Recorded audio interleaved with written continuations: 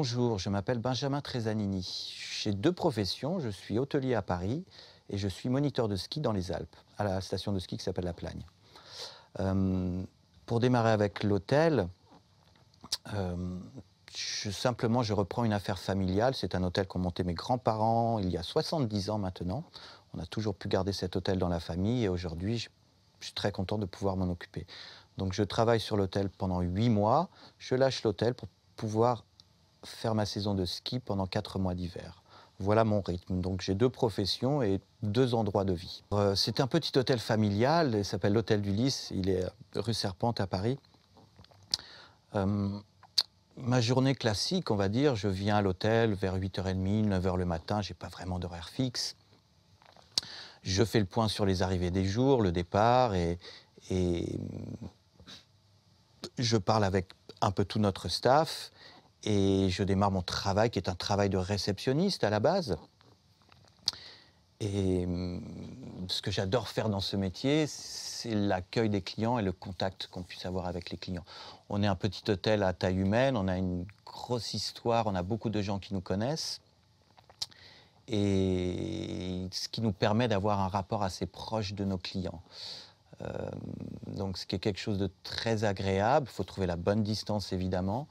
Mais c'est quelque chose de très agréable parce que vous pouvez faire des rencontres, échanger avec des gens de toute nationalité, de tout milieu. Et ce qui me permet aussi de pratiquer les langues. J'adore pratiquer les langues. Je parle 4 langues, l'italien, l'anglais, l'espagnol, le français. Et dans une même matinée, je vais parler dans ces 4 langues, je vais écrire dans ces 4 langues. Et c'est quelque chose de très important et qui me ravit. Dans un hôtel, vous allez voir de tout. Vous allez avoir des gens de tous bords, de tous milieux. Vous avez des gens qui vont pousser la porte après un voyage harassant, qui sont fatigués, qui n'ont pas le moral, qui sont inquiets. Alors, c'est des gens qu'il va falloir rassurer. Vous avez des gens très enthousiastes. Vous avez vraiment vous avez un peu de tout.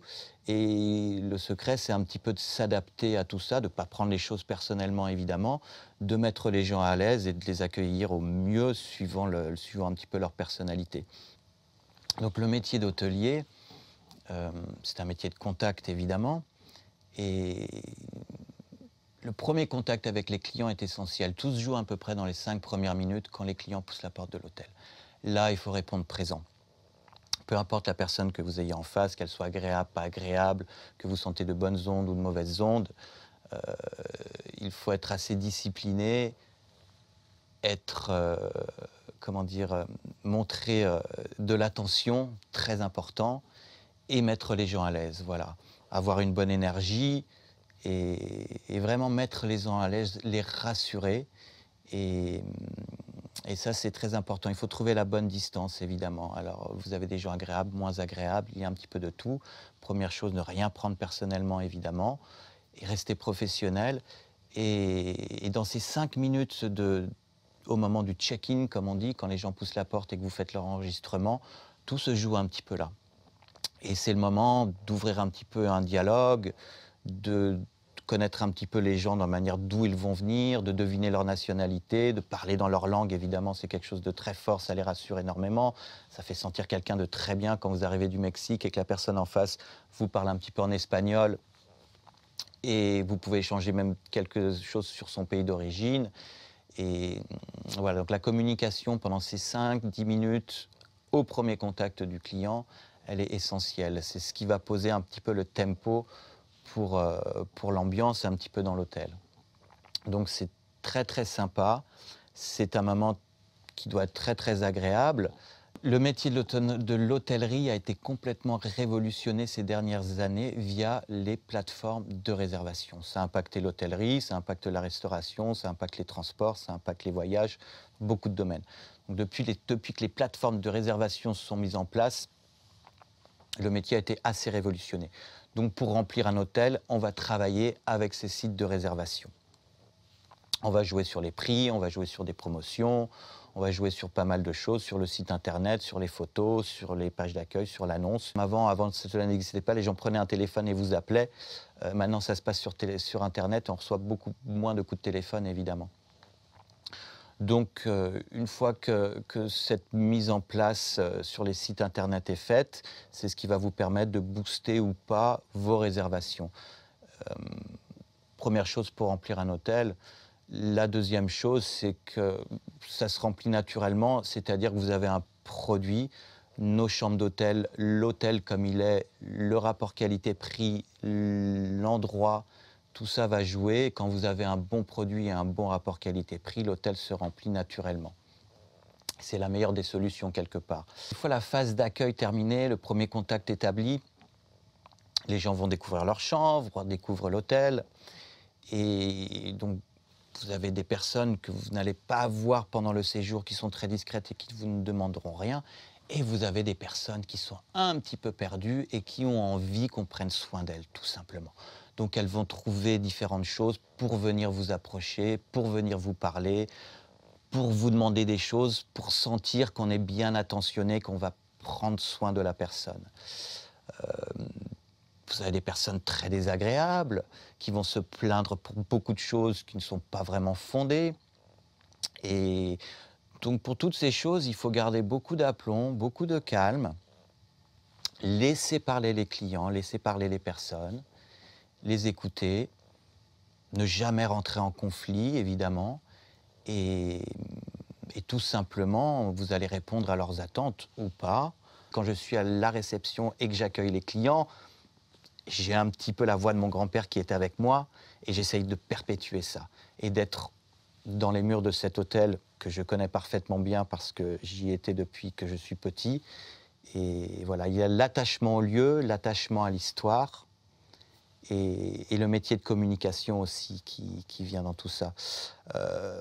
Grâce à cet hôtel, j'ai pu partir aux États-Unis à 17 ans, j'ai vécu une grande aventure footballistique et d'autres voyages et d'autres contacts importants dans ma vie se sont créés grâce à l'hôtel. Quand vous tenez un hôtel, vous avez des laps de temps où il ne se passe pas grand-chose dans un hôtel et en un quart d'heure, l'hôtel est retourné. Coup de téléphone, taxi, arrivée de clients, double arrivée, triple arrivée, départ, des clients qui cherchent leur passeport à la dernière minute, qui ne le trouvent pas et qui partent en panique. Et l'hôtel est retourné. Et voilà, vous passez par des phases d'intense activité, par des phases un peu plus douces. Ces phases un peu plus douces, vous faites d'autres travaux, des travaux de comptabilité, des travaux de vérification, de réservation, où vous travaillez sur un ordinateur. Et après, vous devez garder aussi l'ouverture avec les clients et être prompt à réagir sur des situations spontanées.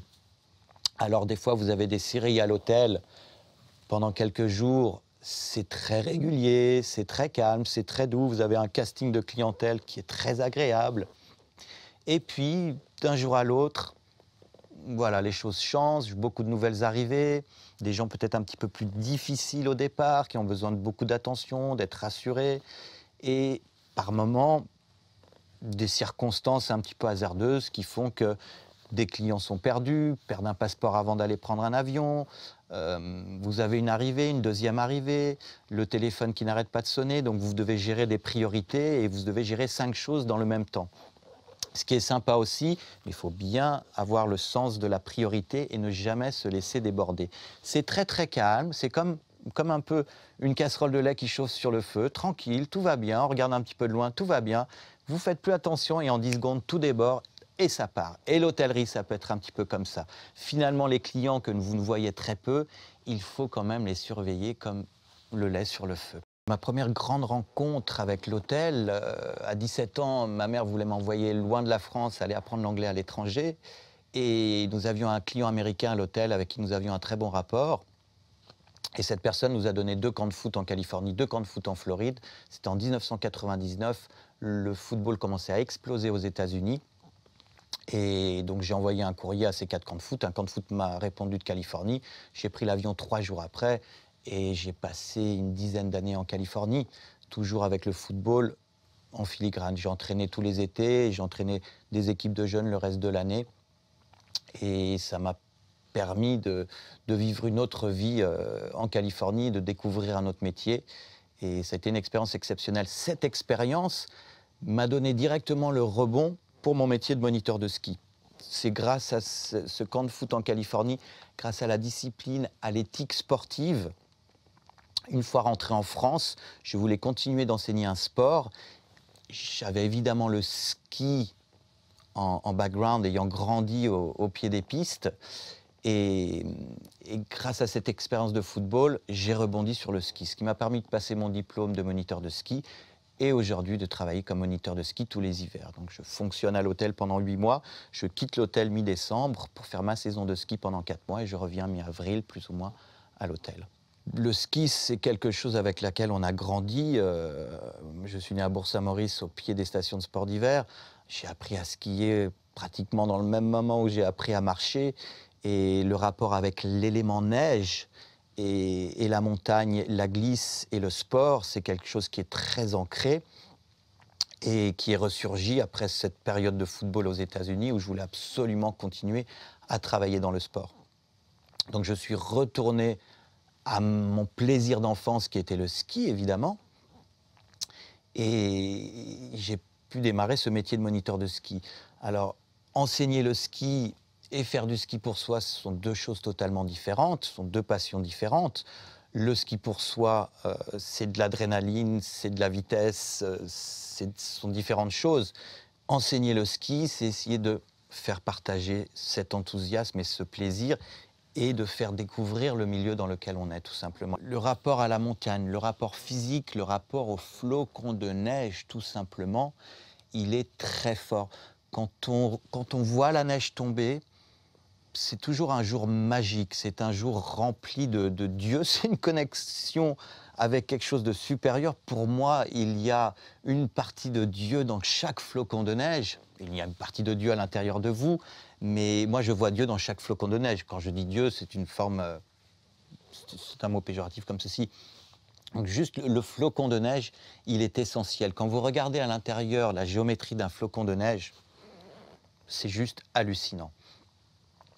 Et sur ce point de départ, de ce milieu de ce flocon de neige, on va ouvrir sur tout un milieu. Mais le point de départ reste sur ce petit flocon. Et l'émerveillement que vous pouvez apporter aux enfants est fondamental. Et de plus en plus, j'essaye de me concentrer sur des choses très simples qui sont moins techniques par rapport au ski, mais qui sont plus par rapport au milieu, parce que je trouve essentiel pour un enfant de regarder de plus près certaines choses et donc de passer du temps pour les arrêter un peu, avoir des temps un petit peu plus calmes, pour sortir un petit peu du ski et comprendre et observer dans le milieu dans lequel on évolue. Et naturellement, vous avez un enthousiasme avec les enfants et un échange qui se crée. Et ça, c'est assez formidable. Donc de plus en plus, j'essaie d'apporter ceci aux enfants et surtout de l'apporter de la confiance en eux. Et voilà, ça c'est le point le plus important aussi, je pense. La confiance en eux, c'est essentiel.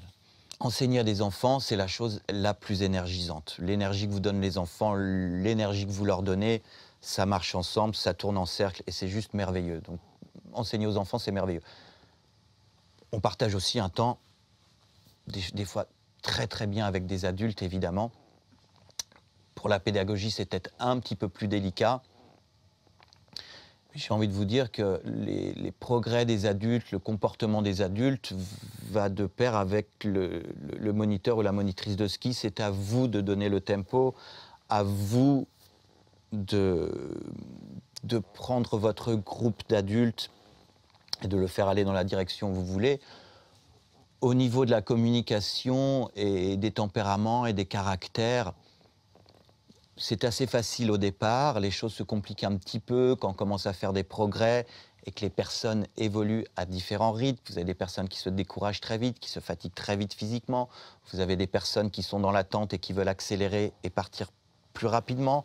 Donc tout ça, c'est assez délicat à gérer et c'est un petit peu plus difficile qu'avec des enfants, évidemment. Et ça, c'est à vous, c'est votre pédagogie, votre communication qui vont faire que vous avez bien votre groupe d'adultes en main.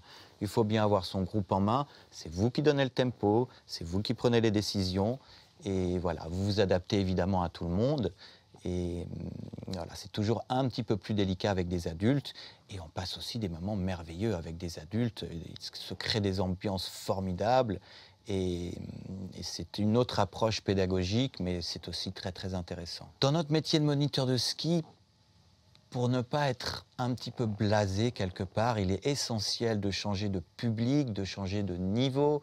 J'enseigne le ski et le snowboard. Et la chose qui va me faire garder mon énergie, ma motivation, mon enthousiasme toute une saison d'hiver pour tous mes cours, du moins je l'essaye, c'est le fait de varier les niveaux de ski. Vous passez des semaines absolument géniales avec des débutants, vous allez passer un peu plus de temps, plus d'énergie, c'est un peu plus physique au départ, mais des fois il se crée des ambiances spectaculaires. Et vous vous trouvez le soir ensemble, les gens se lâchent plus de la semaine, se contactent et deviennent amis des fois pour le reste de la vie. Les liens peuvent être très très forts. Sur des niveaux plus élevés, vous allez faire plus de ski, plus de glisse.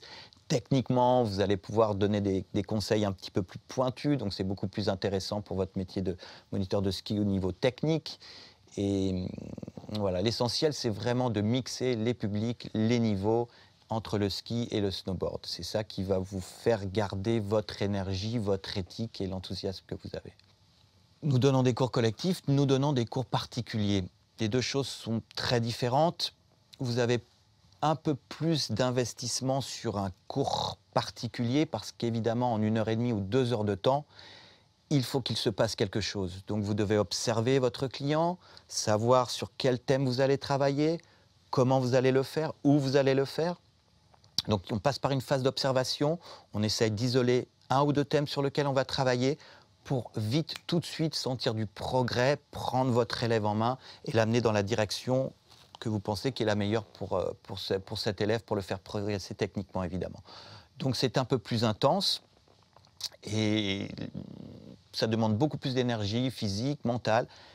Mais la chose qui est très agréable, c'est que le retour est direct.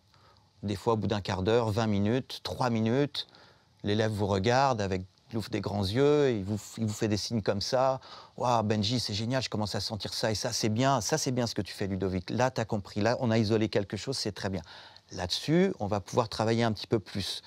Et on passe d'un thème à l'autre, tout doucement, et on fait découvrir ceci à un élève, et quand l'élève progresse techniquement, le ressent, et vous le dit, c'est assez merveilleux. Et du coup, on enchaîne et on va pousser comme ça 1 heure et demie, 2 heures au maximum que l'on puisse.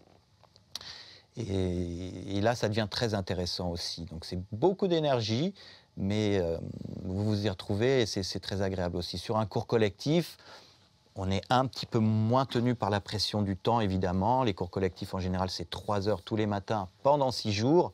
Donc ça vous donne 18 heures de cours de ski avec un groupe. Donc on part sur un tempo un petit peu plus tranquille, évidemment. Voilà. Mais l'essentiel, encore une fois, c'est vraiment de mélanger les publics, les niveaux et le ski et le snowboard. Aujourd'hui, notre métier de moniteur de ski a évolué, évidemment, parce que nous retrouvons des flux très importants sur les pistes de ski. Donc, il y a vraiment un nombre concentré de pratiquants sur les pistes et ça change tout au niveau de la sécurité, du comportement.